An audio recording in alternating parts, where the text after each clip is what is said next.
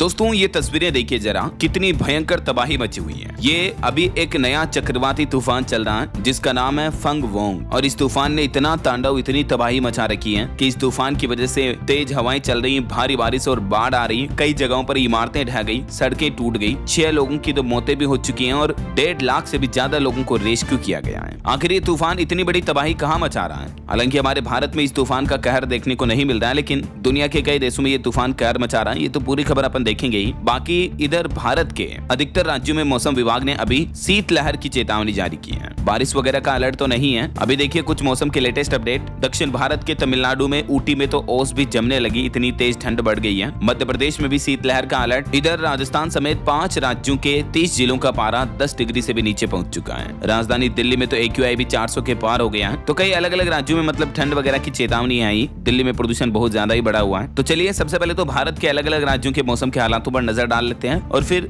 देखेंगे उस तूफान से जुड़ी लेटेस्ट खबरें। बात करें मध्य प्रदेश की तो अभी देखिए आप MP के भोपाल, इंदौर समेत 20 जिलों में शीतलहर शुरू हो चुकी है। हिमाचल प्रदेश में तो तापमान भी माइनस में पहुंच गया है। झारखंड में अगले 2 दिन कोल्ड वेव का अलर्ट है और मध्य प्रदेश में मौसम विभाग का कहना है कि भोपाल, इंदौर और उज्जैन, इन जिलों में शहरों में सबसे तेज ठंड पड़ रही है। अभी कड़ाके की ठंड देखने को मिल रही है। राजगढ़ वैसे सबसे ठंडा इलाका चल रहा है जिसका पारा 8 डिग्री सेल्सियस से भी नीचे पहुंच चुका है। मध्य प्रदेश के 20 जिलों में आज भी कोल्ड वेव चलेगी, यानी शीतलहर का अलर्ट है। क्योंकि दोस्तों एक्चुअली पहाड़ी राज्य हिमाचल प्रदेश वगैरह यहाँ इधर जो बर्फबारी हो रही है ना, इस वजह से मध्य प्रदेश समेत उत्तर भारत के और मैदानी राज्यों में ठंड बढ़ने लगी है। अभी नवंबर के महीने में ही पारा बहुत ज्यादा लुढ़क गया है। सोमवार को भी आज और कल अगले 2-3 दिन भोपाल, इंदौर, उज्जैन, जबलपुर समेत 20 जिलों में शीतलहर का अलर्ट है मध्य प्रदेश में। इधर राजस्थान में भी देखिए शीतलहर चली। अगले 1 सप्ताह तक सर्दी स्थिर रहेगी। तापमान में कोई बड़ा उतार चढ़ाव नहीं होगा। दिन में तेज धूप दिखेगी तो सुबह शाम सर्द हवाएं चलेगी। हालांकि बारिश वगैरह की चेतावनी नहीं है राजस्थान, मध्य प्रदेश वगैरह किसी भी राज्य में। मध्य भारत में तो दक्षिण भारत के कुछ राज्यों में जरूर बारिश का अलर्ट है, तो आगे मैं आपको बताता हूँ। उत्तर भारत में जो अभी बर्फबारी हो रही है, इस वजह से राजस्थान में भी समय से पहले ही सर्दी शुरू हो गई है और अभी राजस्थान राज्य में अगले 4-5 दिन सर्दी थोड़ी ठीक ठाक बरकरार रहेगी, ना कम होगी ना ज्यादा होगी ऐसा। और अब देखिए उत्तर छत्तीसगढ़ में भी शीतलहर चली। अंबिकापुर में तो न्यूनतम तापमान 8 डिग्री सेल्सियस पहुंच चुका है। पेंड्रा और अमरकंटक में सुबह और रात के वक्त कड़ाके की ठंड पड़ने लगी है। अलाव ताप रहे लोग बाग, आग जलाकर तपन से थोड़ी गर्मी ले रहे हैं। और झारखंड में भी देखिए मौसम विभाग ने चेतावनी जारी की, कहा कि अब पड़ेगी कड़ाके की ठंड। पलामू, गढ़वा समेत 5 जिलों में अगले 2 दिन झारखंड में भी शीतलहर चलने की चेतावनी है। शीतलहर का मतलब होता है दोस्तों ठंडी ठंडी हवाएं चलेगी, तो उससे ठंड और ज्यादा बढ़ती है। और शीतलहर चलने के दौरान आपको ध्यान रखना चाहिए ठंड का, खास करके छोटे बच्चों का और बड़े बुजुर्गों का विशेष ध्यान रखें, क्योंकि सर्दियों की वजह से भी कई लोग बीमार पड़ जाते हैं। तो बचाव करें, है ना, और गर्मी के कपड़े पहने। अच्छा, झारखंड में देखिए 3 डिग्री तक गिरेगा मिनिमम टेम्परेचर। तापमान और ठंडा होगा और कम होगा, तो इससे ठंड और ज्यादा बढ़ेगी। अगले कुछ ही दिनों में झारखंड में फिर से कड़ाके की ठंड शुरू होने वाली है। 15 नवंबर तक मौसम विभाग की तरफ से ये पूर्वानुमान लगाया गया कि झारखंड राज्य के अधिकतर हिस्सों में तापमान में ये बड़ी गिरावट देखने को मिलेगी। कल 11 नवंबर तक तो कुछ हिस्सों में शीतलहर चलेगी। फिर 12-13 नवंबर को झारखंड के अधिकतम जिलों का दिन का तापमान 24 डिग्री सेंटीग्रेड के आसपास रहेगा और न्यूनतम तापमान 10-11 डिग्री सेंटीग्रेड तक पहुंच जाएगा। राजधानी रांची समेत आसपास के क्षेत्रों में बाकी मौसम साफ रहेगा। बारिश वगैरह की चेतावनी नहीं है, तो किसानों के लिए राहत की बात है। अच्छा, आप देखिए इधर पंजाब में भी तापमान में गिरावट का दौर जारी है। फरीदकोट में सबसे कम 8 डिग्री तापमान दर्ज हुआ। शिमला जितनी ठंड पड़ रही है यहाँ तो अभी है, और प्रदूषण से भी राहत मिली थोड़ी बहुत तो। अच्छा, वैसे पंजाब में प्रदूषण की जब बात हो रही है दोस्तों, तो एक और आपको चौंकाने वाली रिपोर्ट बताता हूँ,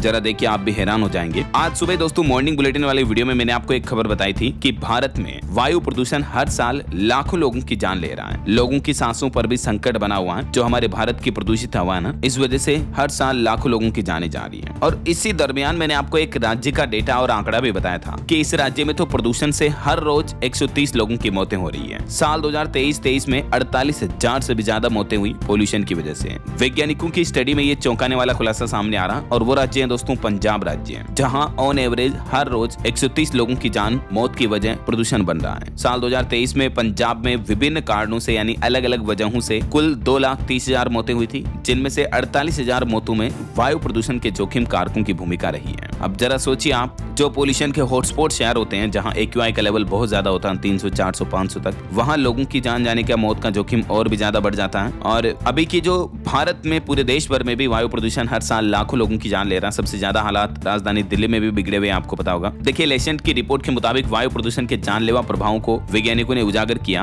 और इसमें बताया गया कि वायु प्रदूषण, एयर पोल्यूशन से हमारे देश में लाखों लोगों की मौतें हो रही और कई गंभीर बीमारियां भी बढ़ रही है। मतलब जिससे सांस वगैरह की प्रॉब्लम ये बढ़ती है ना। सांस से जुड़ी बीमारियां बढ़ती हैं, तो भारत में स्थितियां काफी चिंताजनक है। तो एक तो किसान भाई लोगों से भी मेरी अपील है कि पराली वगैरह ना जलाएं प्लीज, और बाकी जितना हो सके पोल्यूशन से बचाने के उपाय करें, इलेक्ट्रिक व्हीकल वगैरह का इस्तेमाल करें, ये बातों का ध्यान रखें, है ना। अच्छा, वैसे प्रदूषण की बातें हो रही तो आपको एक अपडेट बता दूं, दिल्ली में जो है ना इतना पोल्यूशन बढ़ रहा है, तो अब राजधानी वासी लोग इसका विरोध करना भी शुरू कर चुके हैं। दिल्ली वासियों ने हल्ला बोल किया, प्रदूषण के खिलाफ इंडिया गेट पर भारी प्रदर्शन देखने को मिला और भारी मात्रा में पुलिस बल भी तैनात करना पड़ा। कई प्रदर्शनकारियों को हिरासत में लिया गया। ये देख सकते हैं तस्वीरें। राहुल गांधी बोले कि साफ हवा मांगने वालों से अपराधियों जैसा व्यवहार किया जा रहा, क्योंकि दिल्ली पुलिस ने प्रदूषण के खिलाफ आंदोलन करने वाले कई लोगों को हिरासत में भी लिया, अरेस्ट किया। दिल्ली की एयर क्वालिटी बेहद खराब चल रही है, यही वजह कि यहाँ दिल्ली वासी विरोध करे। राजधानी वासियों का तो कहना है कि अगर ये हालात रहे तो दिल्ली रहने लायक भी नहीं बचेगी। जरा सोचिए आप, है ना। तो इन पर जरूर सरकार को ध्यान देना चाहिए, प्रदूषण के हालात काफी गंभीर चल रहे हैं। बहरहाल अभी अपन बात करते हैं कि ये जो भयंकर चक्रवाती तूफान आया हुआ है, जिसके बारे में मैंने आपको बताया अपडेट, ये तूफान कहाँ कहर मचा रहा है। तो एक तो आपको पता होगा हाल ही में फिलीपींस में आया था एक कालमेघी चक्रवाती तूफान, जिसने काफी तबाही मचाई थी। सैकड़ों लोगों की मौतें हो गई थी, 10 लाख लोगों को विस्थापित होना पड़ा था। तो फिलीपींस में अभी ये एक और चक्रवाती तूफान तबाही मचा रहा है, जिसका नाम है फंग वोंग। ये फिलीपींस में तो अभी बाद में आएगा, लेकिन फिलीपींस में आने से पहले यहाँ बाढ़ और बारिश ने कहर बरपाना शुरू कर दिया है। लगभग 10 लाख लोगों को सुरक्षित स्थानों पर पहुंचाया गया है और एक व्यक्ति की तो मौत भी हो चुकी है। मौसम वैज्ञानिकों का कहना है कि ये तूफान अरोरा प्रांत में दस्तक देगा, जिससे भारी बारिश और तेज हवाएं भी चलेगी। और फिलीपींस के अलावा ये देखिए चक्रवाती तूफान ब्राजील में कितनी तबाही मचा रहा। तेज हवाओं और भारी बारिश से चारों तरफ इस तूफान ने तांडव सा मचा रखा। कई इमारतें, घर, बिल्डिंग्स टूट गए, सड़कें भी टूटी। 6 लोगों की तो अब तक मौत हो चुकी है। फिलीपींस में फंग वोंग सुपर टाइफून में बदल चुका है और अब यहाँ की सरकार ने भी हाई अलर्ट जारी कर दिया है। यहाँ भी लगभग 1.5 लाख लोगों को रेस्क्यू किया गया, सुरक्षित स्थानों पर पहुंचाया गया। खास करके ब्राजील के दक्षिणी राज्यों में पराना वगैरह में ये चक्रवाती तूफान भारी तबाही मचा रहा है। ये देखिए तूफान से जुड़ी कुछ तस्वीरें भी। कई जगहों पर कारें वगैरह शहरों में पूरा तहस नहस हो चुका है और ये कई बिल्डिंग्स टूट गई। ये देख सकते हैं आप, लोगों के घर, मकान, छतें वगैरह भी उड़ गई। तूफान के बाद तबाह हुए मकानों से जरूरी सामान बाहर निकाल रहे हैं लोग बाग। और ये ब्राजील में सेना भी बचाव अभियान चला रही है, लोगों की सहायता की जा रही, जरूरी मदद पहुंचाई जा रही है। ये देख सकते हैं तूफान में कई गाड़ियां पलट गई, इतना तेज हवा की रफ्तार थी।